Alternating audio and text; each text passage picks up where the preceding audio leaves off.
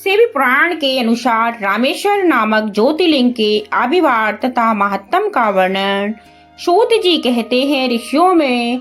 अब मैं यहाँ बता रहा हूँ रामेश्वर नामक ज्योतिर्लिंग पहले किस प्रकार प्रकट हुआ। इस प्रसंग को तुम आदर पूर्वक सुनो। भगवान विष्णु के राम अवतार में जब रावण सीता जी को हर कर लंका ले गया, तब सुग्रीव के साथ 18 पद्दम वानर सेना लेकर श्री राम समुद्र तट पर आए। वहां से विचार करने लगे कि कैसे हम समुद्र को पार करेंगे और किस प्रकार रावण को जीतेंगे। इतने में ही श्री राम को प्यास लगी। उन्होंने जल मांगा और वानर मीठा जल ले आए। श्री राम ने प्रसन्न होकर वह जल ले लिया। तब तक उन्हें स्मरण हुआ है कि मैंने अपने स्वामी भगवान शंकर का दर्शन तो किया ही नहीं, फिर यह जल कैसे ग्रहण कर सकता हूँ। ऐसा कहकर उन्होंने उस जल को नहीं पिया। जल रख देने के पश्चात रघुनंदन ने पार्थिव पूजन किया। आह्वान आदि 16 उपचारों को प्रस्तुत करके विधि पूर्वक बड़े प्रेम से शंकर जी की आराधना की। प्रणाम तथा दिव्य स्त्रोतों द्वारा यत्न पूर्वक शंकर जी को संतुष्ट करके श्री राम ने भक्ति भाव से उनसे प्रार्थना की। श्री राम बोले, उत्तम व्रत का पालन करने वाले मेरे स्वामी देव महेश्वर, आपको मेरी सहायता करनी चाहिए। आपके सहयोग के बिना मेरे कार्य की सिद्धि अत्यंत कठिन है। रावण भी आपका ही भक्त है, वह सबके लिए सर्वथा दुर्जय है, परंतु आपके दिए हुए वरदान से वह सदा दर्प में रहता है। वह त्रिभुवन विजयी महावीर है। इधर मैं भी आपका दास हूँ, सर्वदा आपके अधीन रहने वाला हूँ। सदा से भी यह विचार कर आपको मेरे प्रति पक्षपात करना चाहिए।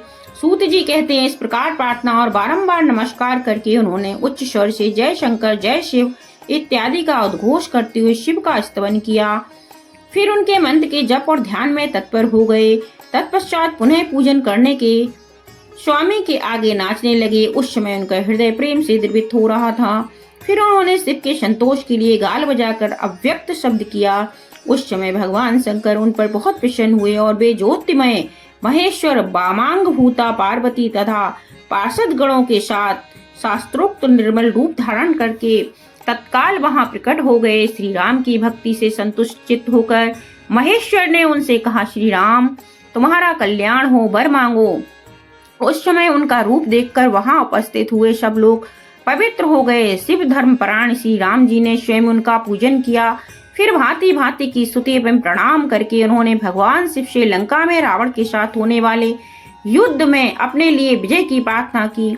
तब राम भक्ति से प्रसन्न हुए महेश्वर ने कहा, महाराज तुम्हारी जय हो। भगवान शिव के दिए हुए विजय सूचक वर एवं युद्ध की आज्ञा को पाकर श्री राम ने नतमस्तक हो हाथ जोड़कर उनसे पुनः प्रार्थना की। श्री राम बोले, मेरे स्वामी शंकर, यदि आप संतुष्ट हैं तो जगत के लिए लोगों को पवित्र करने तथा दूसरों की भलाई करने के लिए सदा यहाँ निवास करें। सूत जी कहते हैं, श्री राम के ऐसा कहने पर भगवान शिव वहां ज्योतिर्लिंग के रूप में स्थित हो गए और तीनों लोकों में रामेश्वर के नाम से उनकी प्रसिद्धि हुई। उनके प्रभाव से ही अपार समुद्र को अनायास पार करके श्री राम ने रावण आदि राक्षसों का शीघ्र ही संहार किया और अपनी प्रिया सीता को प्राप्त कर लिया। तब से इस भूतल पर रामेश्वर की अद्भुत महिमा का प्रसार हुआ। भगवान रामेश्वर सदा भोग और मोक्ष को देने वाले हैं तथा भक्तों की इच्छा पूर्ण करने वाले हैं। जो दिव्य गंगा जल से रामेश्वर शिव को भक्ति पूर्वक स्नान कराता है, वह जीवन मुक्त ही है। इस संसार में देव दुर्लभ समस्त भोगों का उपभोग करके अंत में उत्तम ज्ञान पाकर वह निश्चय ही कैबल्य मोक्ष को प्राप्त कर लेता है।